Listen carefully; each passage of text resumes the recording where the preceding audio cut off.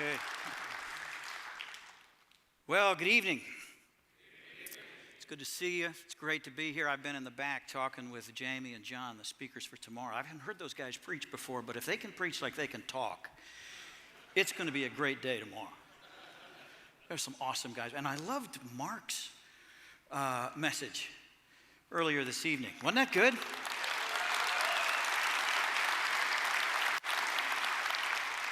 I love that he used the Monopoly game because that has special significance to me. I grew up in a very conservative religious home. My dad was a preacher. We were in the holiness tradition, holiness a major theme in our house and in our church growing up. And we defined holiness with a long list of things that real Christians do not do. So we didn't smoke, drink, or chew, or run with those who do. We didn't dance. We didn't go to movies. We didn't have a television. We didn't listen to rock and roll on the radio. We didn't play cards.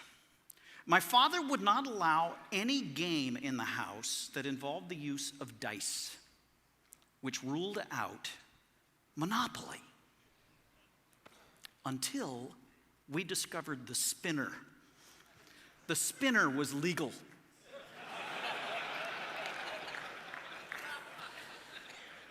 It was like being raised by the Christian Taliban.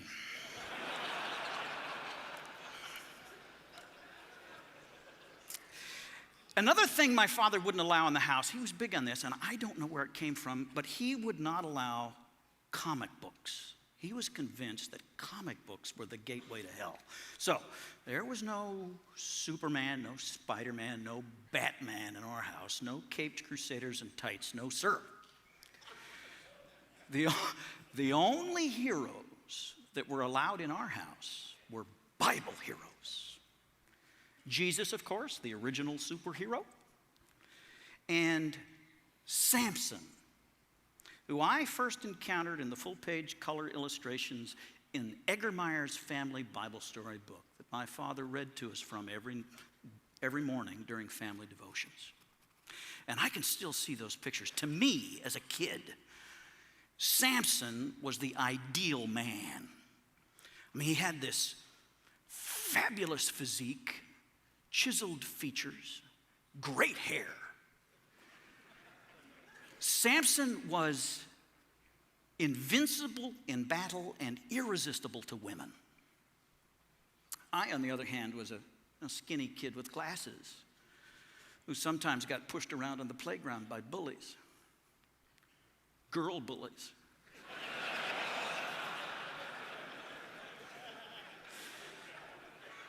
Sometimes when Dad closed the book and we bowed our heads and closed our eyes to pray, I would imagine that I was Samson. Now, the real Samson lived in Palestine in the 12th century BC. The children of Israel had moved into the land that God had promised to Abraham, but it could not be said at this point in their story that they were in possession of the land. In fact, the Bible says that in those days, the Philistines were strong in the land. Now, the Philistines were an agrarian but very warlike people who dominated that part of the world. Their god was Dagon, the god of grain. And they worshiped Dagon with fertility rituals involving temple prostitutes on the high places in Palestine. Now, the Philistines enforced their domination over the Israelites by instituting a very strict policy of gun control. They made it illegal for the Israelites to own metal in any form. That deprived them of the necessary materials to make a sword or a shield. The Israelites were reduced to plowing their fields with wooden plows, cooking on stones over open fires because they couldn't make a cooking pot. They had nothing to defend themselves with but stone-tipped arrows, clubs. They really needed a deliverer. Not that everybody wanted one. There were plenty of people in those days who decided that if you couldn't beat the Philistines, you might as well join them. So they moved into Philistine neighborhoods, married into Philistine families, gave their kids Philistine names. Some of them began to worship at the high places. But there was always a remnant who remained true to Yahweh and who cried out to him for a deliverer. Well, God heard and God sent Samson. Now, Samson's birth was very much a messianic advent. His birth was announced by an angel, first to his mother and then to his father. The angel instructed them to set the boy aside with a special Nazirite vow. Never in his entire life would Samson enter a bar or a barbershop.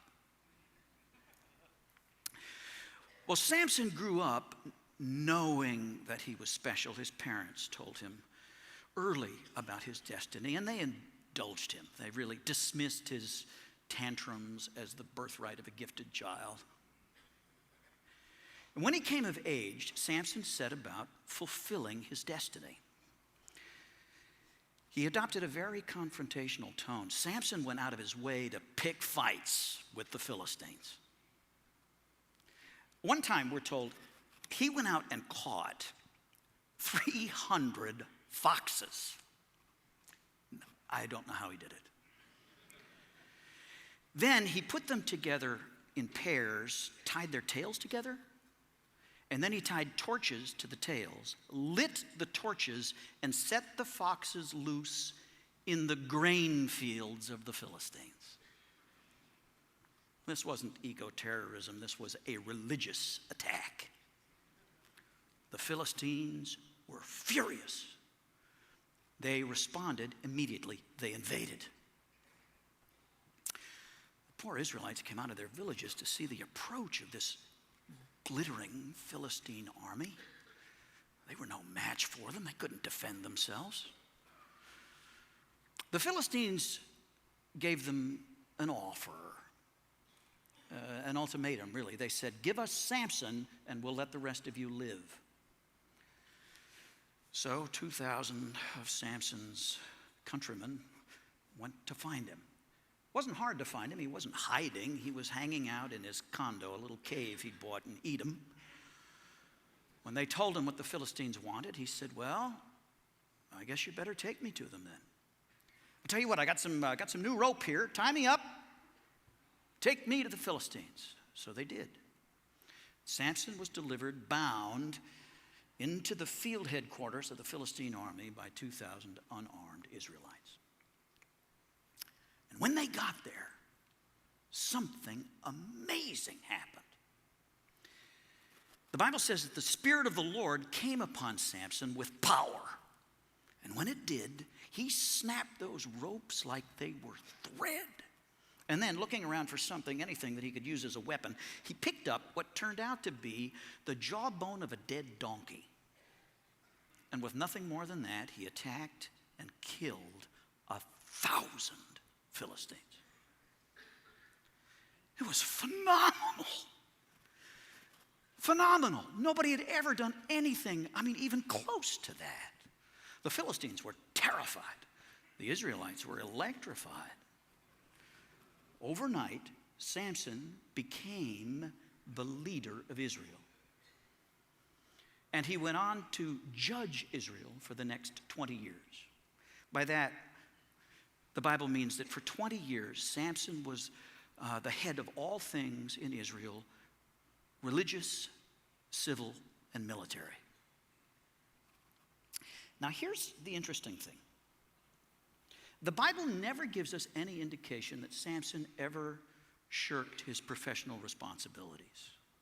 By all accounts, he was a conscientious judge. He did his job. He clocked in at 9, he clocked out at 5. But after 5 o'clock, Samson had a habit of disappearing. It was a habit he'd acquired as a young man when he used to roam through the backyards in Philistine neighborhoods looking for trouble and female companionship. It was a habit he should have given up now that he was the Philistines' public enemy number one. But by this time, Samson really thought he was bulletproof. Well, the Philistines did everything they could to catch him. They paid informants. They set traps. Several times they came within just a whisker of catching him. Any sane man would have stopped. But by this point, Samson wasn't really sane. And then one day, when he was about 40 years old, the wheels came off. He was relaxing in the bedroom of a Philistine girlfriend, a woman who had already betrayed him 3 times. This time, before rocking him to sleep, she managed to extract from him the secret of his great strength. After he was asleep, she shaved off his hair, and then called, as she had before, opened the door and allowed the Philistines in, and said, "Samson, the Philistines are upon you." Samson rose, ready to defend himself as he had before, only to discover that his strength had fled. The Philistines quickly overpowered him, bound him in chains, gouged out his eyes, and then took him to prison, where they put him to work, serving their God, grinding grain. Well, Samson's life was now effectively over. He woke up every day knowing exactly what he was going to do. He spent every day in total darkness, walking in circles with no hope of escape. But then one day, as if by a miracle, the door to that little room opened and they took him away from the prison. They took him to a great temple not far away where a Philistine festival was underway, their equivalent of Mardi Gras. Everybody was there, and they brought him for the entertainment of the crowd. He could hear the crowd as they approached the building, the roar that went up as they brought him inside. And suddenly, Samson's heart rose with hope. Well, with the help of an unsuspecting young boy, he found his way to the 2 pillars that formed the central structural support for the building. And when he got there, he breathed a quick prayer to God, and then he pushed those pillars apart. The building collapsed. Samson died a glorious death. The Bible says that he killed more Philistines in his death than he had killed in his entire life. And yet, Samson died a failure. When Samson died, the Philistines still ruled Israel. Nothing had changed. A few years later, God sent another deliverer. No angels this time. Nobody suspected that the youngest son of Jesse was anything special, not until some years had passed and he was pointed out and anointed by a visiting prophet. Well, like Samson, David enjoyed spectacular success against the Philistines. In fact, David went on to do something Samson had never been able to do. He actually defeated the Philistines. He established the free and independent state of Israel with secure borders. They captured Jerusalem, established a capital city there, and then brought the Ark of the Covenant there to Jerusalem and led a great revival in worship. David was a musician, a poet, a warrior, a king. David was a great man. And when he was about 40 years old, the wheels came off. It happened almost overnight. He had made the decision not to accompany the army into the field for the spring campaign. That's probably where it started. And then he just happened to go up onto his rooftop in the afternoon when it was bath time for the lady next door. And that was all it took. That one look at that beautiful female form. That's all it took to light the fuse that found David within days committing adultery and then covering up that sin with murder. So here we have it, 2 great men, 2 great failures. But after their failures, the lives of these 2 men went in different directions. Samson died alone among strangers, and he died a failure. Samson never recovered. But David did recover. In fact, David went on to become a better man and a better king. And he died surrounded by family and friends, and he left a legacy. So there we have it. 2 great men, 2 great failures. One man recovers, the other man doesn't. Why? I want to suggest to you tonight that David recovered because he could, and Samson did not recover because he couldn't. I want to suggest to you that David recovered because he had learned to do the things that make recovery possible. Samson had never learned to do those things. I want to give you 4 ways in which the lives of these 2 men are markedly different, and I think it's these differences that account for their different ends. Number 1, Samson was a loner. David had friends. You know, Samson is a major biblical figure. His story takes up 4 entire chapters in the book of Judges. That is an enormous amount of biblical real estate. We're told much more about Samson than about many of the great heroes of the faith. And yet, out of all that the Bible tells us about Samson, it does not give us the name of a single friend. In fact, the only associate of Samson's who's named other than his parents is Delilah, the woman who betrayed him. Aside from her, Samson didn't have friends. Because in his mind, Samson didn't need friends. Samson was the strongest man he knew. Samson was always the smartest man in the room. Samson was unique. He couldn't possibly have friends. David was different. His early life was marked by long periods of solitude when he was sent into the fields alone to watch his father's flocks. And it was during those years when he cultivated that intimate relationship with God that comes through so clearly in the book of Psalms. But everything changed for David on the day he killed Goliath. That's the day, the Bible says, that David met Jonathan.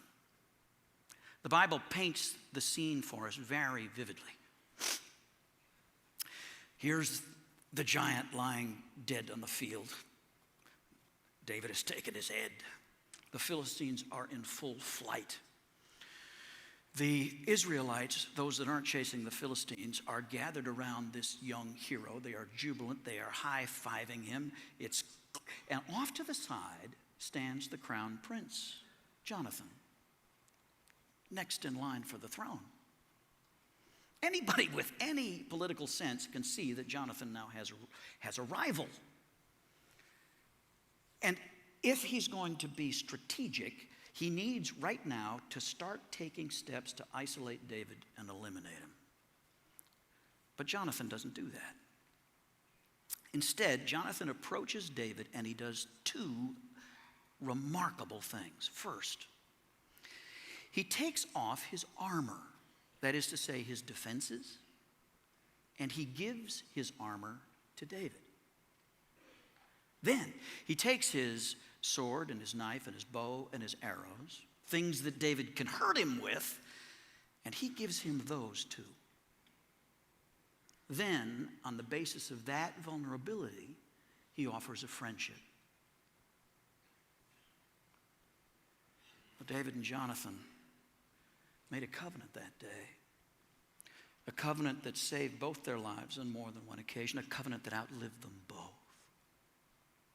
And that friendship became the first of many for David. In fact, in the Bible, the names of David's friends go on for pages.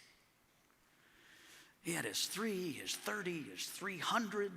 David surrounded himself with debtors and desperados and losers and giant killers greater than himself. And together, they accomplished what no one man would ever have been able to do. Together, they defeated the Philistines. Second difference between the two men. Samson was a rover. David was a home builder. You know, the Bible gives us so many scenes from Samson's life, but no domestic ones. We never see him at home with family or friends. The only time we see him at home is he's alone. Almost always, Samson is out and about, usually behind enemy lines, and always alone. The Bible gives us a lot of scenes from David's life too, and they are starkly different. There are a couple of times when we see David alone, but only a couple. If he's out and about, he is almost always either at the head of a throng or in the middle of one. And there are many, many times when we see David home. You know, the first thing that David did after they captured Jerusalem was he built a home for himself there, a fine home. A home suitable for raising a family and entertaining friends. David was home when he fell. Samson could have called out for help when he fell, but it wouldn't have done any good because nobody knew where he was. When David fell, David could see home, and home could see him. They could see that he was in trouble, and they could come to get him, especially one very courageous friend named Nathan. Third difference between the two men. Samson was a man of reflex. David was a man of reflection.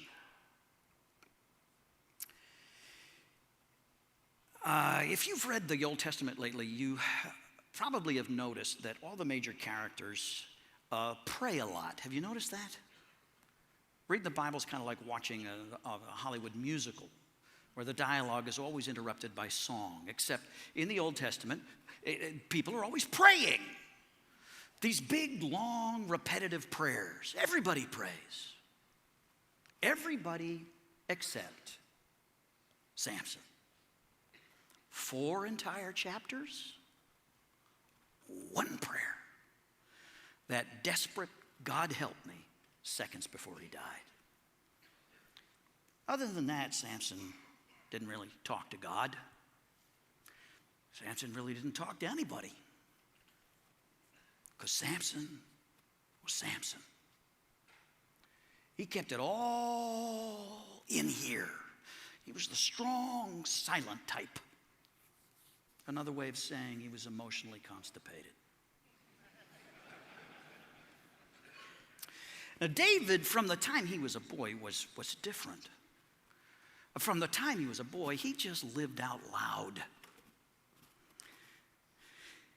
You know, the biggest book in the Bible, Psalms, contains only extracts from David's prayer journals. We get to listen in on what David said to God.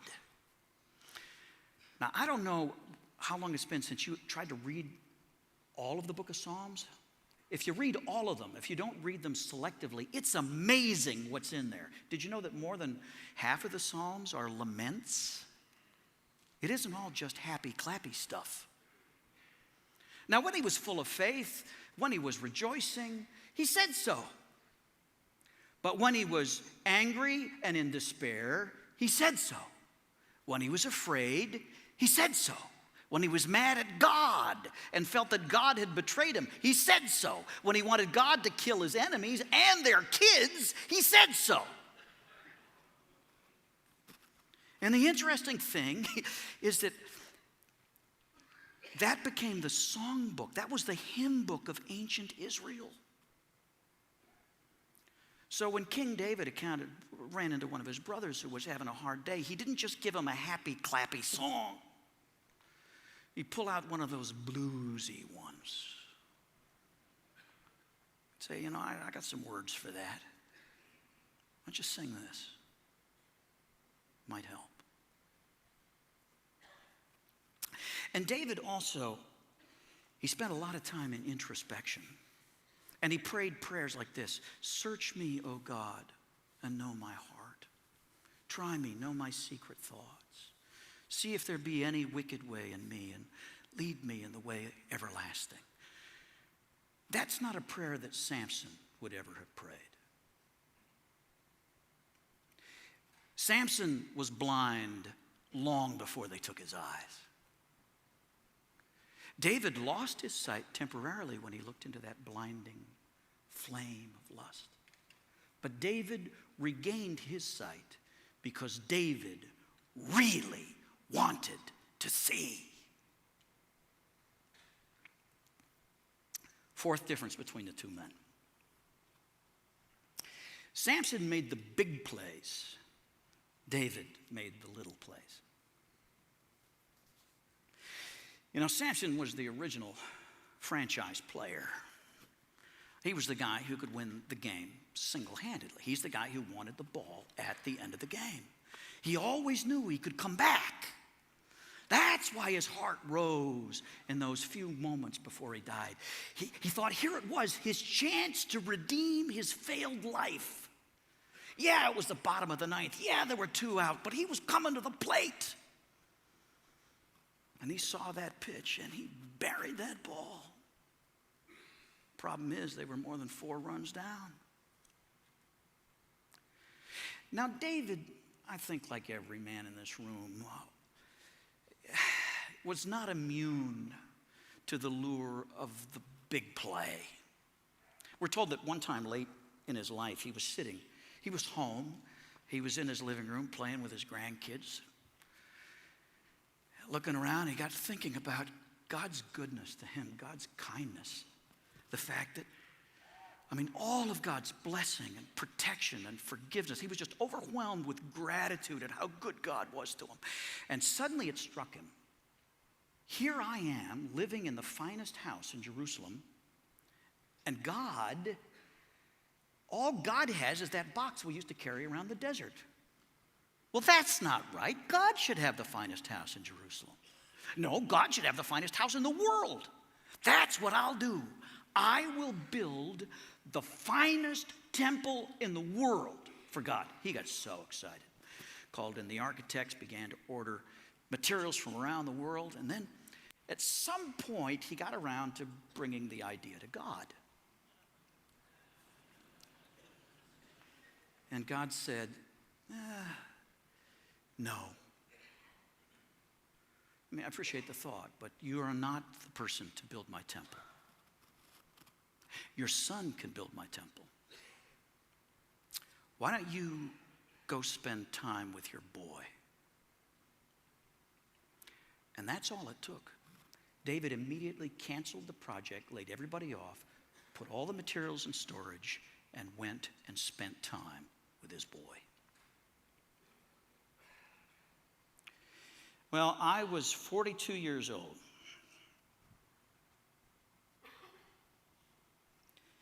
Sitting in my bedroom on the edge of the bed next to a very angry wife, when it struck me that my childhood dream had come true. I had become Samson.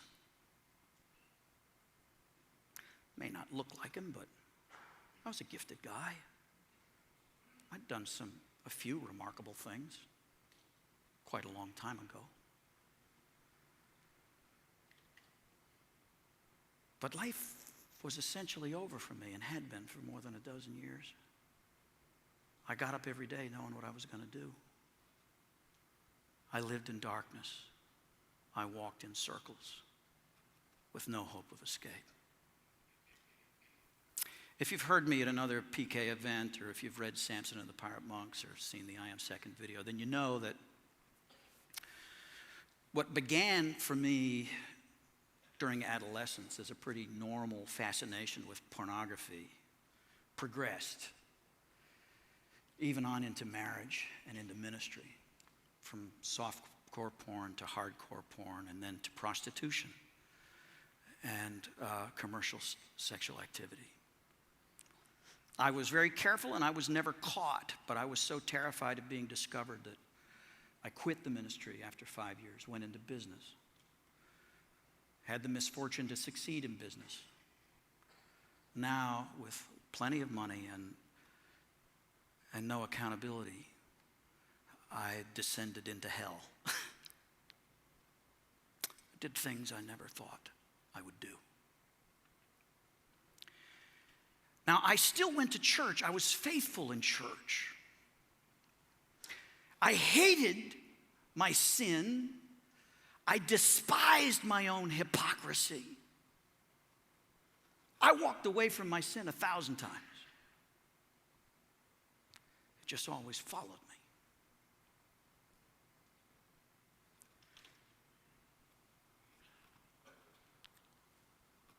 Sitting there in my bedroom, I suddenly had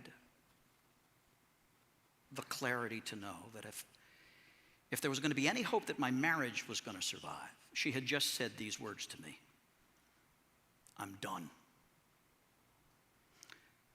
I still love you, but I don't like you, I don't trust you, I don't respect you, and I don't think you can ever change. Those were the words, by the way, that saved my life. 4 out of 5 guys who seek help for sexually compulsive behavior only do so after receiving an ultimatum from a wife or a girlfriend. I'm one of the 4. I suddenly knew that if there was going to be any hope for me, any hope at all, to salvage the only friendship I had, if there was any hope for freedom at all, I was going to have to do something I had never done before.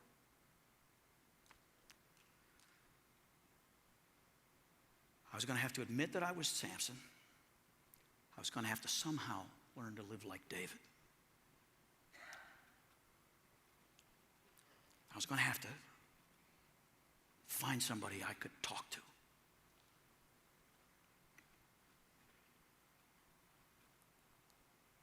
You know, I'd never come right out and said in church or to other Christian guys exactly what I was doing. I was afraid to do that, and for good reason. I'd seen what had happened to some other guys who'd taken the rhetoric of grace at face value and had admitted their sexual sin or had been caught in it. I'd heard the alarms go off. There's a sinner in the building! I'd seen the prayer chain get activated. And I'd watched that guy die. Theoretically, there was maybe a path to reconciliation, but everybody knew if he was ever going to have any dignity again, it was going to be in some other church, because he was toast here. Because we had a law and order attitude about sexual sin. 0 tolerance. Going to scare everybody into living right. Do you know why I knew that they would give me the left foot of fellowship? Because I participated in the prosecution of other sexual sinners. How's that for irony? Me. If I wasn't throwing the rocks, I was holding the coats. So I wound up going to a 12-step meeting for sex addicts. And I found out that Jesus actually goes to the basement of the church too. He really does. That was so terrifying to me, that first meeting. And I felt so humiliated, such a failure.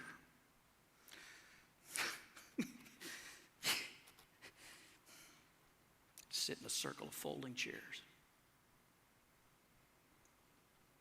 And the crazy thing is, there was one guy there who I recognized from church.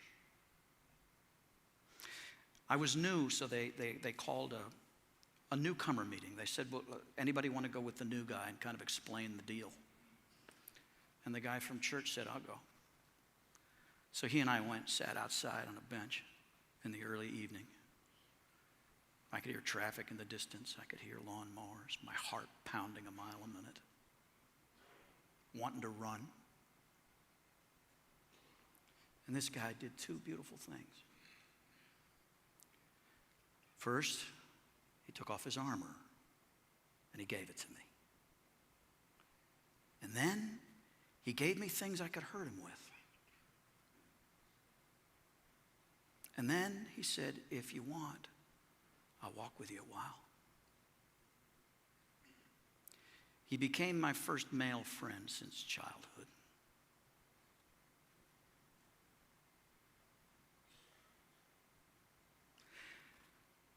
I grew up in church. I went to seminary. I was a pastor.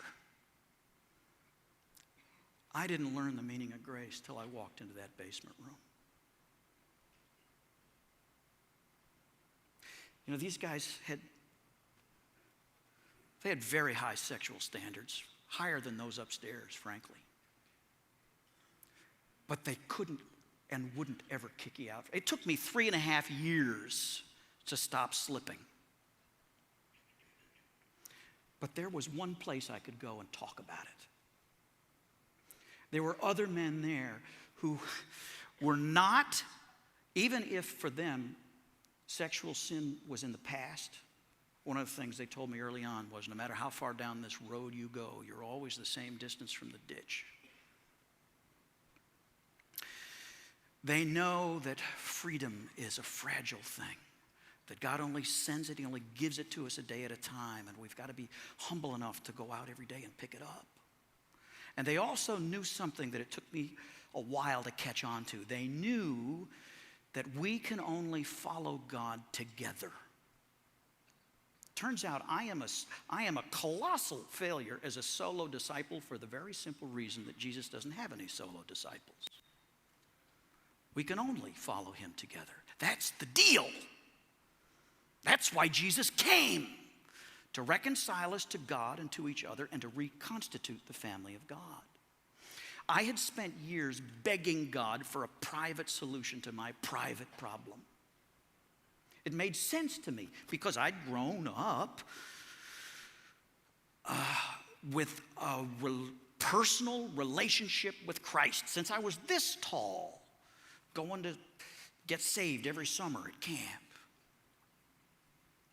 And I had made the mistake of thinking that that personal relationship with Jesus was a private one. And so I had begged Him for years for a private solution to my private problem. And I had made private promises and private pledges. I'd had so many private times with God. Well, here's the thing. Jesus offers a personal relationship to every one of His disciples, but He's never offered anybody a private one. He first said, follow me, to 2 guys, not just one. Quickly added 10 more to them. Had them follow Him around together for a couple of years as He taught them that the most important thing is that you love each other. Whenever He sent them out to ministry, He sent them out in pairs. As He was preparing for the end of His ministry, He sat them down one day. He said, fellas, I'm going to be leaving soon, but I'll still be with you under this condition. When 2 or 3 of you are gathered in my name, I'll be there. 2 or 3.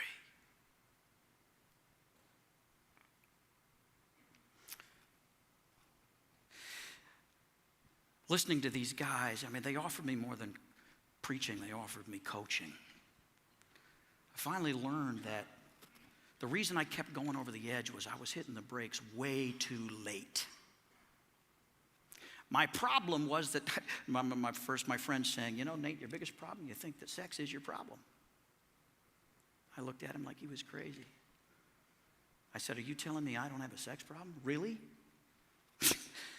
He said, well, you have a problem. It's a big problem. You have to stop. You can't stop on your own. God's going to have to do it. He's probably going to use us in the process. But if you think just stopping that sexual sin, that behavior, is going to make you happy, complete, you're crazy.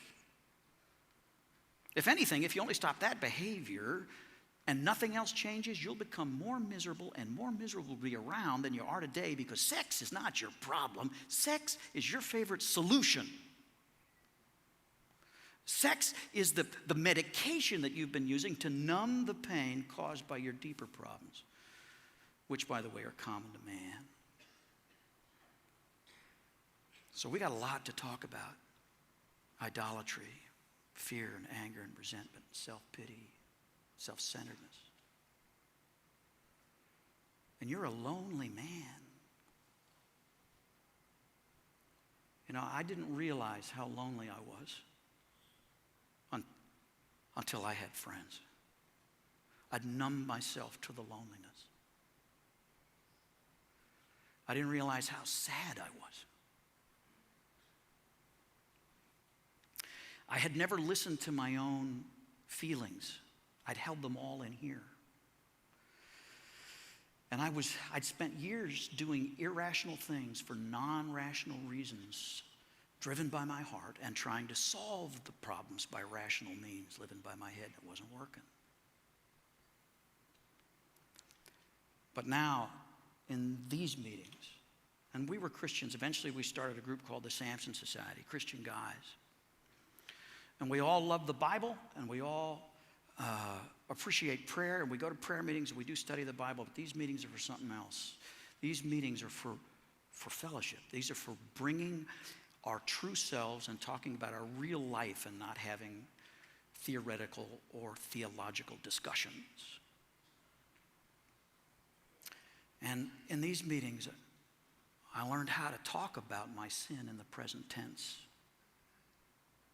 By the way, I'm so much more aware of my sin now than I was 17 years ago when this journey started for me. Because back then I thought, aside from the sexual stuff, I was a pretty good guy. Well, you can never appreciate the grace of God until you recognize your need for it. And now I realize I need grace so desperately every day. It's a wonderful thing to need God's grace and not ever to have to lean on my own righteousness or my own understanding. You know what I was learning in those groups? I was learning non-sexual intimacy.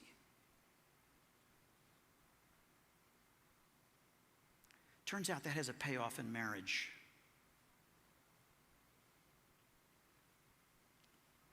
A lot of my friends, you know, my wife too. I mean, if I miss a couple of meetings, she'll go, hey, isn't it Monday night? She likes me to go to those meetings because she likes what comes back. I come back a little bit more capable of being in a relationship. And I'm grateful now that I appreciate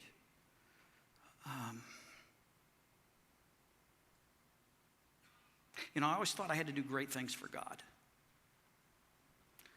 You know, this kind of is my vision of what ministry is supposed to be, except it should be much bigger. It really should be 50,000 people here. That's what I thought when I was a kid.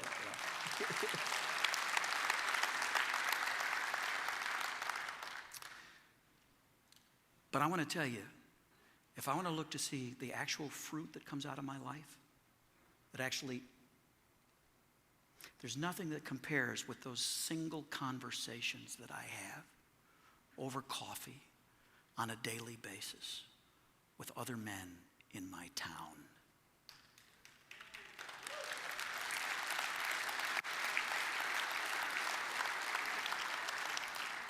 And I have learned that I've got a choice when I meet a guy. When he says, how you doing? I can say, I'm fine, I'm on the top of the world. If I lead with strength, I can have a superficial relationship with that man.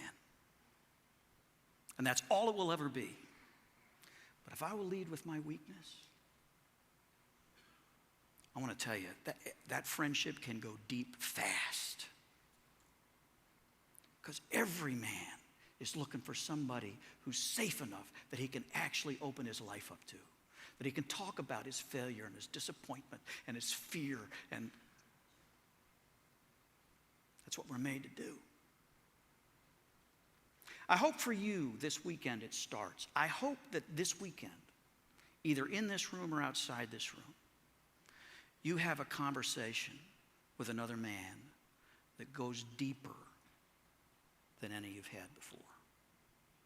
And I want to tell you, here's what I promise. If you do it in his name, he'll be there.